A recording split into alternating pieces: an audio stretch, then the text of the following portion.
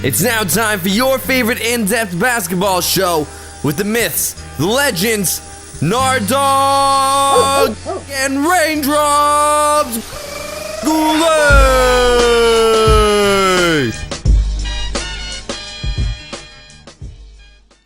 It's Independence Day and Kevin Durant certainly delivered some fireworks. Now, I know, that was very cheesy, but I couldn't resist. Welcome to another episode of Full Court Press. I'm Justin Raindrops Goulet with the Nard Dogg David Bernardi. How's it going? It's going actually really well, man. How are you? I'm fantastic, and some wild news in the NBA. Kevin Durant has made his decision. Next season he will play with Steph Curry and the Golden State Warriors. Projected 2-year, $54.3 million deal. What do you think about Kevin Durant joining the Golden State Warriors? How is he going to fit into their system? This is just a team that's added another superstar onto their roster. What do you think about all this, Nard Dogg? There was a possibility, I thought, before it happened, but then it actually happens today. And I'm just like, whoa. We got another super team. We got Curry, Thompson, and Durant. And Green. Yeah, it's pretty wild, and a lot of NBA players reacted to this decision on Twitter and different social media sites, and Spencer Dinwiddie of the Chicago Bulls had an awesome tweet, and he said, well, I guess we know the next illegal team in NBA 2K. I thought that was pretty funny. I thought that was quite clever. Do you think the Golden State Warriors... I've seen some statuses of my friends on Facebook, and they're saying, Golden State Warriors going 82-0 next season. I don't think they're going to pull that off, but do you think they're going to improve on their history-making 73-9 record from this past season? I can definitely see the Warriors getting 64, 65 plus wins. But yeah, topping that 73 win mark, that would be the accomplishment right there. I don't know if that could happen in back-to-back years. Even though they do have Durant. Yeah, it certainly would be quite the accomplishment, and not easy to do. And my thoughts are, you got Steph Curry, who really isn't a pass-first point guard, and then you've got Kevin Durant, who has led the league in scoring for many years now. These are two guys that like to put the ball in the net. They like to shoot the ball. They like to put up numbers and points. Do you think there's going to be some conflicts between these players when it comes to sharing the basketball? I think they'll figure it out. They're, like I said, they're a super team right there. They got another splash brother, Clay and Curry. The three amigo splashers. I don't know if that was the worst saying I've ever done. The three amigo splash. Anyways. Moving on. But that's a good point that you bring up. They can make it work. They've got Steve Kerr, who's a fantastic coach, one of the best coaches in the NBA today. And you see these players, they're so talented. And Stephen Curry may have to shift his game over a little bit and focus less on the scoring and focus more on the passing. And maybe his assist numbers will go up. Now that he's got scorer and Kevin Durant, he's got Klay Thompson to adjust the ball to, Andre Iguodala, and Draymond Green. Like you said, they're a super team. And they just traded Andrew Bogut to the Mavericks. And replacing Bogut, they signed Zaza Pachulia, who in my opinion is actually a better player than Bogut. So there's an upgrade at the center position right there. So the Golden State Warriors, like this past season, they're going to be the team to beat. Now, of course, we know the Cleveland Cavaliers defeated the Golden State Warriors and won the NBA championship. But right now... And as we discussed in the last episode, you can't really project who's going to be the NBA champion next season because we're way too far from then. But things are looking really good for the Golden State Warriors. Now, we've brought up Stephen A. Smith's name a couple of times on the show.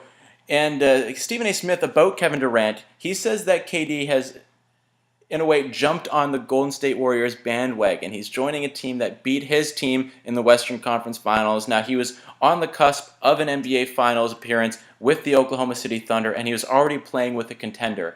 Do you think this was the smart move for Kevin Durant? I mean, it's Kevin Durant's life. He can do whatever he wants. He wants to win championships. I guess he was just sick of all those years with the Thunder, they just never got over the hump. And yeah, they were one win away from winning the championship, but obviously the Warriors are favored by 1,000% to win it all next year. I don't know. Yeah, I'm really looking forward to just seeing what the chemistry is like between Kevin Durant, Steph Curry, Klay Thompson, and the rest of the Golden State Warriors. But do you agree with what Stephen A. Smith said? I don't totally disagree with him. It is Kevin Durant's decision. It is his life, and maybe he just wanted a change of scenery. But he's already appeared in the NBA Finals with the Oklahoma City Thunder, and sure, they were up 3-1 in the Western Conference Finals, and Golden State came back to make their way to the NBA Finals. But I think I know it's tough to beat the Golden State Warriors, but I think Kevin Durant, when it was all said and done, I think he would have been able to win a championship with the Oklahoma City Thunder had he stuck it out. So I was a little taken aback by his decision to join the Golden State Warriors and even not jump to a team in the Eastern Conference, say the Washington Wizards or the Boston Celtics or even the New York Knicks. So it was a little bit of a surprise when I found out that he was in fact deciding to go to the Golden State Warriors instead of going over to the Eastern Conference or staying with the Thunder. Now, there is a difference when it comes to LeBron going to the Heat and Durant going to the Warriors, because LeBron went to the Heat to form that super team, and Durant's just going to that already established winning franchise, the Warriors. Exactly, and you look at the Oklahoma City Thunder, Kevin Durant's playing with Russell Westbrook, who is a superstar in his own right. He's playing with a guy like Steven Adams, whose game is really developing and really growing. And that is a good point to bring up. He's joining this already elite, this team that's already established themselves as elite. Whereas LeBron James went to Miami, Chris Bosh went to Miami at the same time. They said, hey, we're going to create this super team this season. This is what's going to happen. But Kevin Durant's already joining a super team.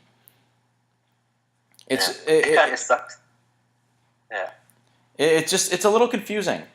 It's gonna be a treat to watch, I think. Checking out the Golden State Warriors with Kevin Durant playing on the same team as Steph Curry and Klay Thompson, Draymond Green and Iguodala, and now Zaza Pachulia. But it's a little confusing. Yeah, the feels for Victor Oladipo today. They showed him at Summer League watching the Oklahoma City Thunder, and he's just on his phone, and he just looked so disappointed. There's a lot of confusion around the NBA. You look at some of the responses from players on Twitter and social media, and they're kind of like, "Whoa, what just happened?" Yeah. I was gonna bring this up. Damian Lillard, he had an interesting tweet. He said, "The game has really changed. Happy 4th of July." Yeah, he's definitely hinting at all these superstar teams being formed, and the thing is, last NBA season was one of the best NBA seasons of all time, but seeing all these moves that are happening already at the beginning of free agency... There's been, 50-plus signings so far? Wild. So the next season, this coming NBA season, it's going to top this past season, and like I said, this season was really good. And the cap is going up next year, so we'll probably see the exact same thing. We're going to see it again year after year after year after seeing what's happening so far this free agent season. Yeah, and, oh God, Austin Rivers getting 3 years, $35 million. It's just, it doesn't sit well with me. It's just, oh God. There are a lot of players that are getting paid way more than they should be getting paid. But damn, has a lot happened in the past 4 days of free agency. Mr. Bismack Biyombo going to the Magic. Yep, Bismack Biyombo no longer going to be suiting up in a Raptors uniform. Off to greener pastures, perhaps. And the thing with Bismack, it's kind of a negative thought, but what if Bismack's performance near the end of this season and in the playoffs was just maybe a fluke of sorts? It's a possibility he could go to Orlando and not produce as well as he did with the Raptors. Yeah, and that is true, but I guess the Magic are just going off the potential that he could be the second coming of Ben Wallace. You never know. You never He know can with turn out to Bismack. be that good. And the thing is, he has the potential to do just that.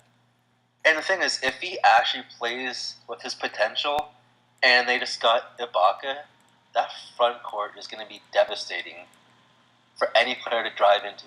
Oh, we aren't going to be seeing a lot of drives when teams are facing the Magic. Yeah. You got two players with the longest, like some of the longest arms in the NBA that are just beasts in the paint.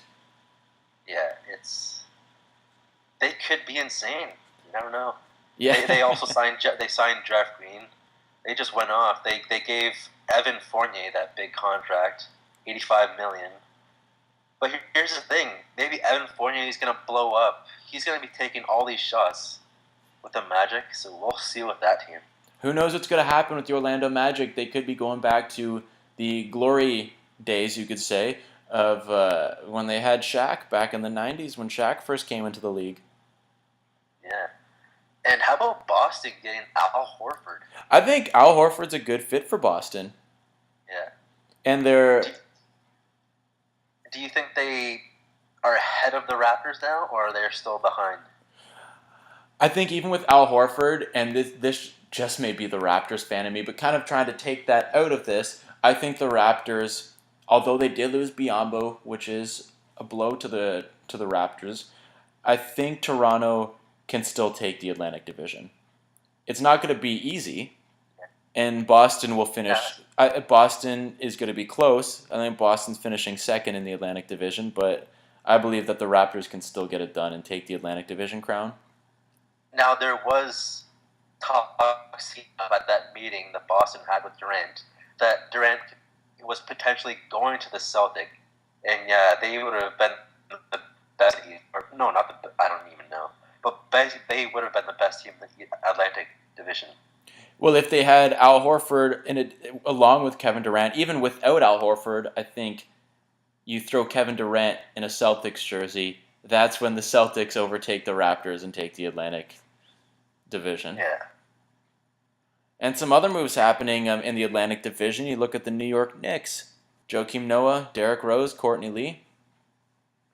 Yeah, it could potentially be good for them, but it could also potentially be bad. Because Noah has been injury prone lately, as we all know, Derrick Rose has. Oh, of course. So they could potentially be another lottery team again. Yep. Now, another player that in the past few years, you could almost see he played a lot better in the days of old, and he hasn't really produced extremely well as he could. Mr. Roy Hibbert. Roy Hibbert and the Charlotte Hornets agreeing on a one-year deal worth about $5 million. How do you think Roy Hibbert's going to fit into the Hornets rotation? $5 million. That's something. Seeing all the deals that have happened, like Cole Aldridge going to Minnesota for $22 million for 3 years, and you see Roy Hibbert getting a $5 million deal. That just shows how far Roy Hibbert's fallen off. Yeah, right? Yeah, like I said, his solid good old days are definitely behind Roy Hibbert, so maybe he'll turn things around this season. Who knows? Only time will tell, right? And how about a Canadian boy, Andrew Nicholson, getting a $26 million deal with the Washington Wizards? I was happy to see that. Yeah, as we know, Andrew Nicholson, a former guest here on Full Court Press. Oh, yeah. So I wish nothing but the best for Andrew Nicholson.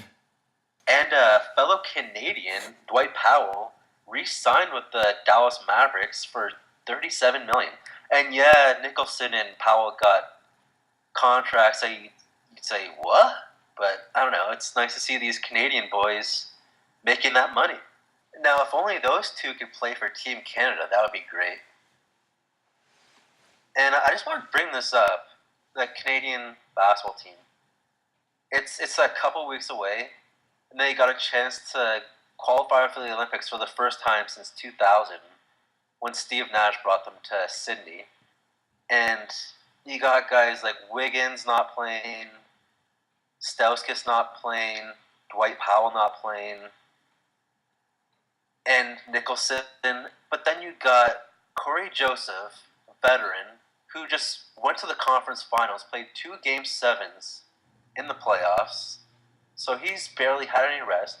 And then you have Tristan Thompson, who just won the NBA championship. And then you got those two that are going to represent Canada in the Olympic qualifiers.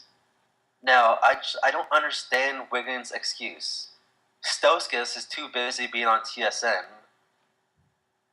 I don't know, it's like a once-in-a-lifetime thing. And Wiggins, both his parents were in the Olympics. It's just, I don't get it.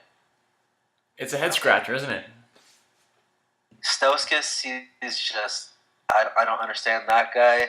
He hasn't performed well in the NBA, and this is a nice way to build up his game, play against decent competition. World-class competition, really. Yeah. And I don't know, I think Dwight Powell and Nicholson should maybe consider playing for Canada now that they got these contracts out of the way. Now, Kelly Olynyk, he's injured, so he's got an excuse. And Jamal Murray, the new Denver Nugget from Kentucky, he just got drafted, and I guess like his agents and stuff probably don't want him to get injured. Yeah, that's kind of just a precautionary measure. So yeah, I get that. But guys like Wiggins, Stauskas, Dwight Powell, Nicholson, I don't know, they should be representing Canada. Well, maybe they'll hear us out, and maybe they'll change their minds and suit up for Team Canada. It would certainly be nice to see that. It would be delightful. It would be delightful. Now, bringing us back to the free agency talk, there's another player that you wanted to talk about, Luol Deng. Yeah, Luol Deng signs on with the Lakers, and that star-studded lineup. 4 years, $72 million for Luol Deng. I still don't think I like Luol Deng. I've been a fan of his since he got drafted, but I still don't think the Lakers are going to the playoffs. Yeah, they're not going to playoffs, and it's a weird signing because they got that Ingram fella. Yep. And Deng's going to take up all his playing time this season. Yeah, it's a weird move. What do you think about Rajon Rondo going to the Chicago Bulls? 2 year, $28 million. Yeah. We haven't talked about that. Yeah, that's probably is an upgrade over Derrick Rose, to be honest. I agree with you because Derrick Rose, he's got that past with injuries. Of course, Rondo has a past with injuries as well, but Rondo a little bit more consistent in playing than Derrick Rose. I think Rondo's going to fit in well with the Chicago Bulls. Playing with Jimmy Butler, I think they're going to be a good 1-2 punch. Yeah, and I would not sleep on the Bulls. They can actually be a playoff team. Like they got Robin Lopez back in that trade. He's a decent center. He is. And they got Calderon, who's gonna, I guess, be the backup to Rondo. Not that bad of a backup. And yeah, they lost Paul Gasol, but to the Spurs, but they're still a decent team. They got all these young draft picks. Now, Paul Gasol and the Spurs. Let's talk about the Spurs now. Spurs, they've got Pau Gasol, Timmy D. Actually, there's reports that Tim Duncan might retire. Wow. Well, you know what? If Tim Duncan does retire, there's going to be no major fanfare. There's going to be no big announcement. He's just going to step away from the game like a classy gentleman. That's what's going to happen. Yeah. It's funny. The announcement came of Duncan most likely retiring like an hour and a half after the Durant signing with the Warriors. Do you think Duncan was like, screw this, I'm not going to play a full year only to just lose to the Warriors again? You think that crossed his mind? Possibly. You know, that's possible. I don't know what Tim Duncan's thinking, but that could be. And yeah, Tim Duncan retiring, it's a good time to do it. Tim Duncan, he's 40 years old. He turned 40 this year. He's won 5 championships with the Spurs, played his entire career in San Antonio, which is extremely admirable. He's one of the best players of all time, if not the best power forward of all time. Oh, he's undoubtedly the best power forward of all time. He leaves behind a huge legacy. So it's almost just a matter of waiting and seeing if he's going to actually retire. But now that they've got Pau Gasol, and of course they have LaMarcus Aldridge, the Spurs are looking good. Manu Ginobili is returning to the team for next season. Yeah. Of course, Tony Parker is still on the roster. Kawhi Leonard. So the Spurs are looking good even if Tim Duncan were to retire. Now, there was a player, Mike Conley Jr., who was talked about for a while going to the Spurs and creating that big three with Leonard and Aldridge. But this guy signs a $153 million contract to stay at the Grizzlies. By God. That's $30 million a year, I think. Wild, eh? Pretty wild. Well, Mike Conley's a good player, and he certainly likes to play in Memphis, and he fits in well with the team, and there's some good things for Memphis in the future, especially with Mike Conley re-signing. But damn, is that a lot of money? Yeah. Well, there's a lot of money being thrown around in the NBA these days. And you know what I find interesting? Masai Ujiri has not done one thing. You think he's smart and he just knows that it's not wise to spend all this money on a role player? Yeah, I don't know what Masai Ujiri is thinking. Honestly, I wish I did. Maybe we'll see. Maybe in a few days we'll see a big move from the Raptors, a big signing from the Raptors. Of course, their biggest move so far is re-signing DeMar DeRozan. Yeah, there was talk that the Raptors were interested in Paul Gasol. Yeah, and I heard about possibly, Gasol's backup plan. If Durant didn't sign with the Warriors, then Gasol was possibly coming to the Raptors. Oh, that would have been fantastic for Raptors fans, including us. Yeah, that would have been fun. Yeah, I would have liked to see Pau Gasol play for the Toronto Raptors, but yeah.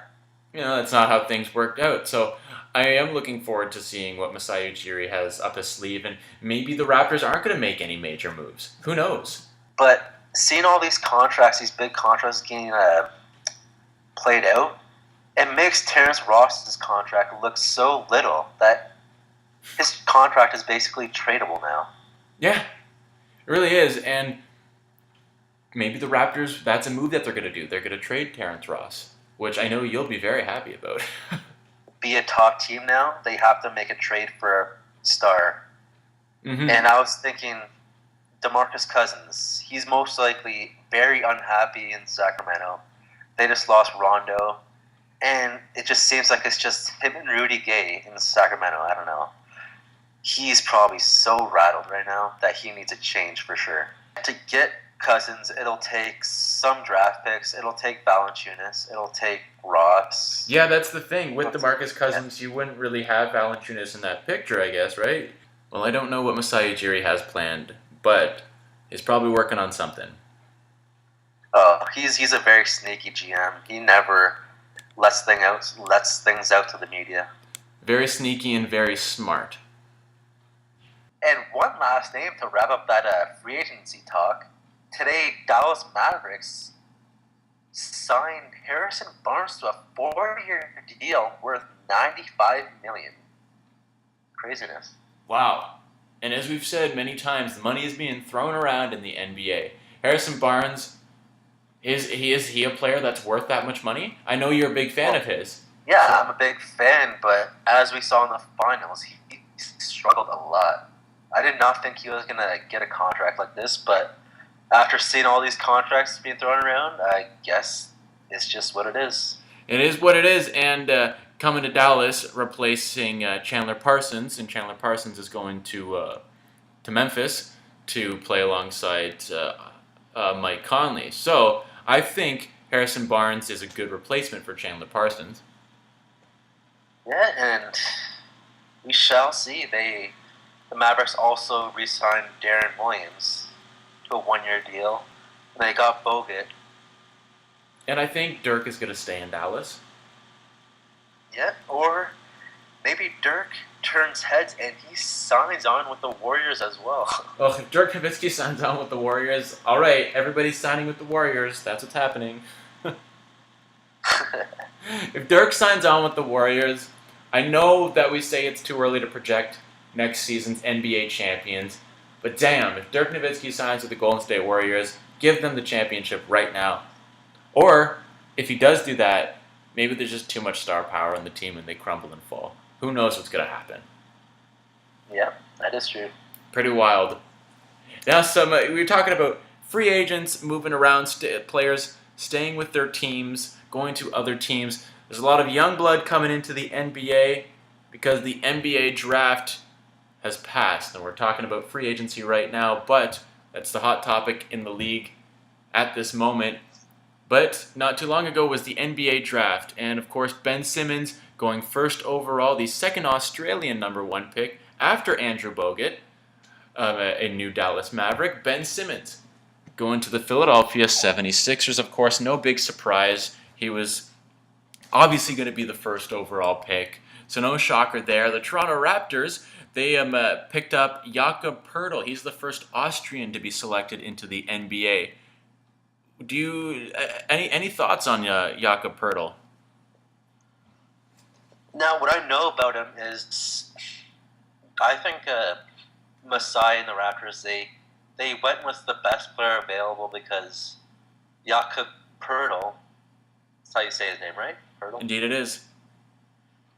Yeah, he was one of the best big men in college last year. And yeah, he at Utah.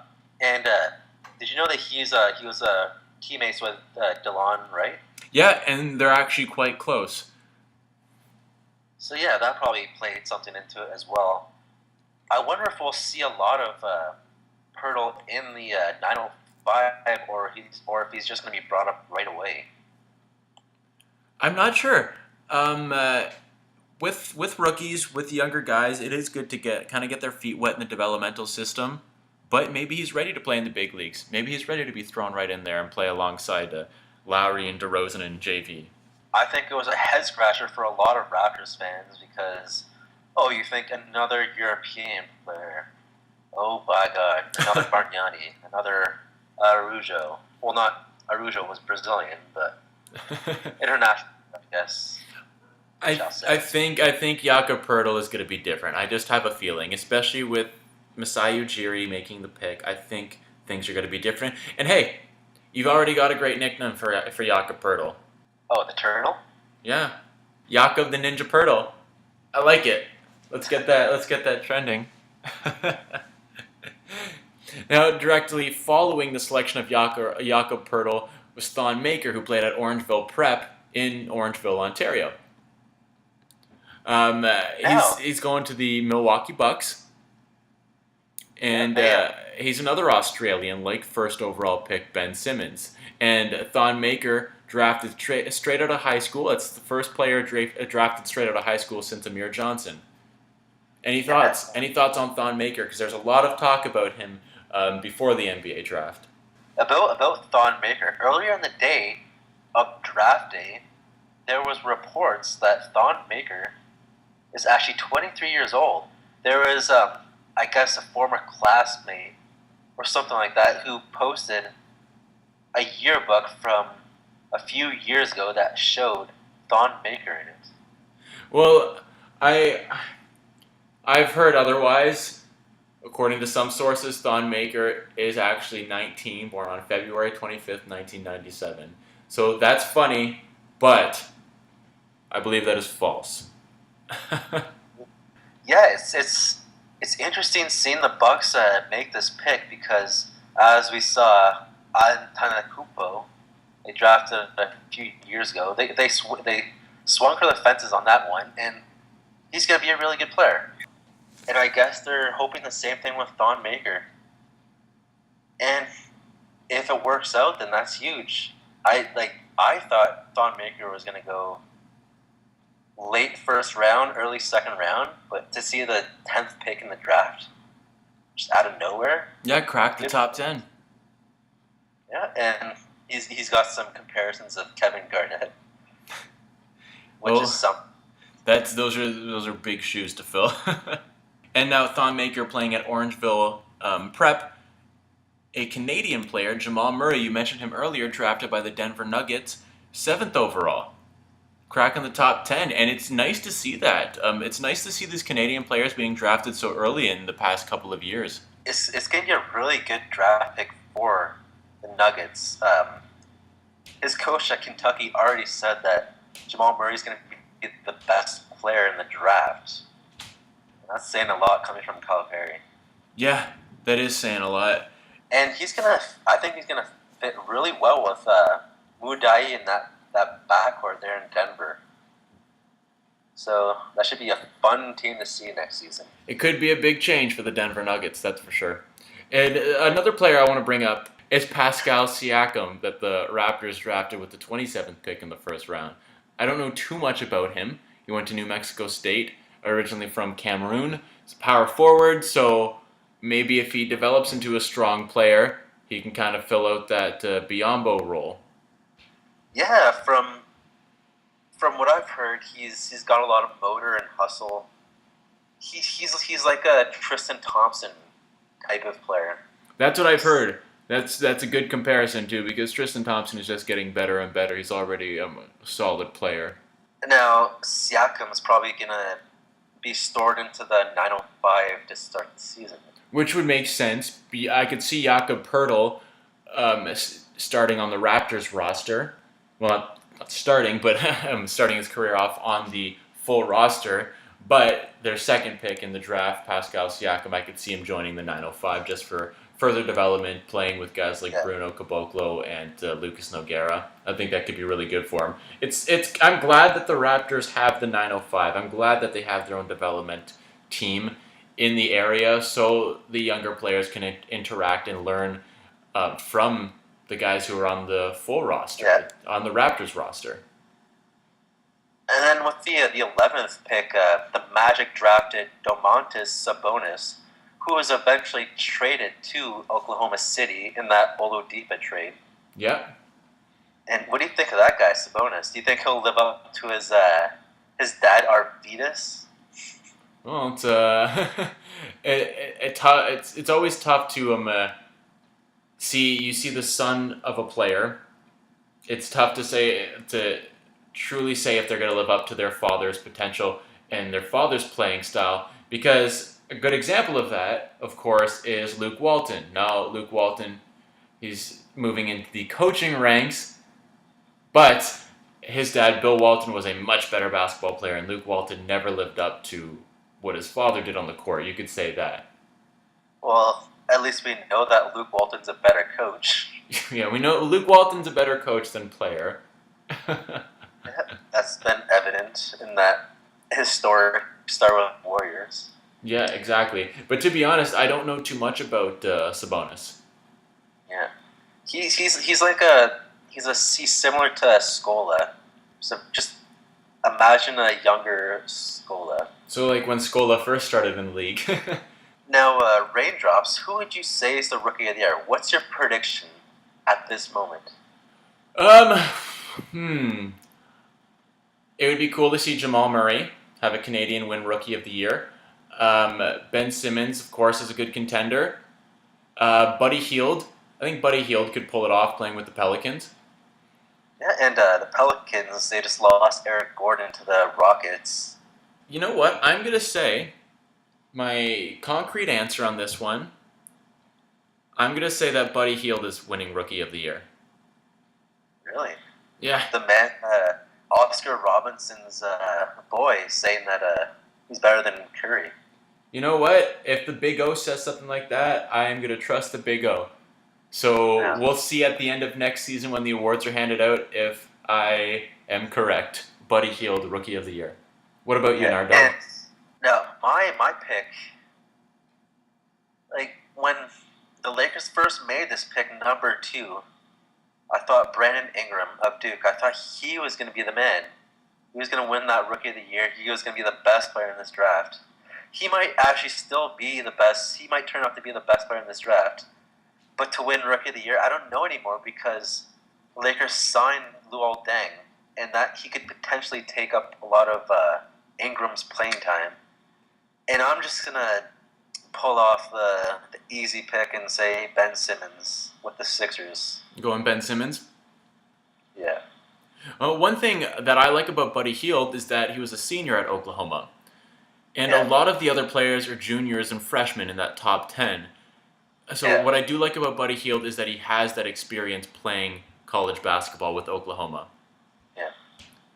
So I've got Buddy Hield, you've got Ben Simmons. Next year, this time next year, we will know who made the correct pick. Yeah, and Jamal Murray, he's not a bad pick either for anyone else. I don't think so. I think Jamal Murray could put up some tough competition for that award. Yeah, he did really well. He averaged 19 points a game with Kentucky this year. Not too shabby. Oh yeah. Not too shabby. Now with free agency happening, there's players moving to different teams, sticking with their teams, of course. And with the NBA draft, these are all guys who are entering the NBA for the first time. They're finally hitting the big stage and playing for these professional teams. There's one player who has been exiled from the NBA for 2 years. OJ Mayo has been banned from the league for violating their wellness policy. We don't know the specifics because they're not allowed to reveal that legally under the Anti-Drug Act. OJ Mayo suspended from the NBA for 2 years. Do you have any thoughts on that, Nard Dogg? All I'll say is when he was getting drafted, I thought very good things about OJ Mayo. I thought he was going to be a star in the NBA. And things just haven't panned out, and he's just been reduced to a role player. And to see him get banned for a couple of years, it's such a disappointment. It really is. And the thing is, when OJ Mayo first came into the league, he did pretty well. Like, he was a decent player. Yeah. And things just went downhill. But I do want to bring up this example. Chris Anderson, the Birdman, was suspended from the NBA for 2 years back in 2006. But he came back and eventually won a championship with the Miami Heat in 2013. So maybe this exile from the league for OJ Mayo, it's something that could help him smarten up. It's kind of like a reality check. You've just got banned from the NBA, a league that you've been in for quite a few years now. Watch him come back, join a contender, and be a part of a championship team. Who knows what could happen?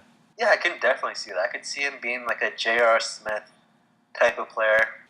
When OJ Mayo eventually comes back to the NBA, I could see Mayo being one of those role players that just he joins a contending team and he's a really good player off the bench. I could see that happening with Mayo. And look at J.R. Smith, just won an NBA championship with the Cavaliers, so good for him. Solid year, solid playoffs. Yeah, he's really turned things around, which is good to see. Always good to see that when a player really, just turns things around and kind of betters themselves, and they're rewarded for it. Oh my God, we got some breaking news. Oh, wow, you sound excited, Nard Dogg. I know, I'm so excited for this announcement. Well, bring it. Seth Curry has just signed on with the Dallas Mavericks for 2 years worth $6 million. Give it up for that guy. Wow. Steph's baby brother, Seth Curry, joining the Dallas Mavericks. All right, well, good for him. $6 million for over 2 years, $3 million a year. All right. That's not it's not as crazy as some of the other deals that we've seen laid out in the NBA. Tyler Johnson. Austin Rivers. Just to name a few. And there's plenty more. Wonderful, Nard Dogg. Just wonderful. Before we wrap things up, I kind of just want to turn it to a serious topic. I just want to give a special mention to the legendary Pat Summitt, the former Tennessee Volunteers basketball coach, passed away not too long ago. She passed away on June 28th at the age of 64. Now, Pat Summitt, a true coaching legend. She has the most wins in NCAA basketball history, whether it be by a female or male coach, 1,098 career wins. Outstanding, and just an amazing impact on the game of basketball. And definitely a legend. A true legend. Yeah, give it up to her. The best women's college basketball coach ever. And, well, the most wins in NCAA basketball history for a male or female coach. That's all coaches in NCAA basketball history. It's amazing. It is amazing. Truly incredible. Pat Summitt definitely left her mark on the game of basketball, and she will be missed. Candace Parker, a former player of hers in college, in one of her recent WNBA games, she grabbed it was 25 rebounds, a season high for any player this season, and it was basically an honor to Pat Summitt. Beautiful. Awesome. It's a thing of beauty. Well, Nard Dogg, as per usual, where can people chat with you on the internet? You can find me on the Twitter at DavidBernardi7, and Instagram is the same thing. Right on. You can find me on Twitter and Instagram as well at JustinGoulet21. And of course, don't forget to follow the Facebook page, Full Court Press, and check out our YouTube page and click on the subscribe button to check out all the latest episodes of FCP as well as past episodes. Thanks, as always, for tuning in to this episode of Full Court Press. I'm Justin Raindrops Goulet. And I'm the Nard Dogg, David Bernardi. Keep it classy, keep on playing basketball, keep the basketball movement alive and strong, and we will catch you next time. Cheers. You've just been hit with Full Court Press. Courtesy of the men, the myths, the legends, Nard Dogg and Raindrops.